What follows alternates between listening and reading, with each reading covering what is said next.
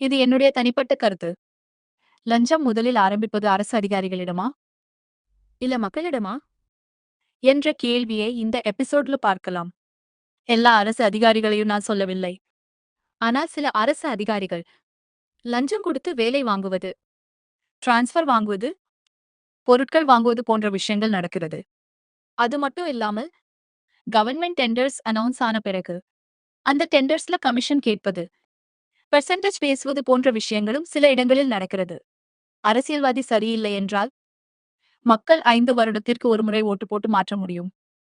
ஆனால் ஒரு அரசு அதிகாரி தவறு செய்தால் அவரை மக்கள் நேரடியாக எப்படி மாற்ற முடியும்? இதுதான் பெரிய கேள்வி. இதற்கு உதாரணம் வேண்டும்னா யூடியூப் லஞ்சம் வாங்கிய அமைச்சர் நியூஸ் என்று சர்ச் பண்ணி பாருங்க. பல செய்திகள் வரும். நான் யாரையும் நேரடியாக குற்றவாளி என்று சொல்லவில்லை. நியூஸ்ல வந்த விஷயங்களை மட்டும் எடுத்துக்காட்டாக சொல்கிறேன். இது என்னுடைய பார்வை. உங்களுடைய கருத்து என்ன? லஞ்சம் முதலில் யாரிடமிருந்து ஆரம்பிக்கிறது?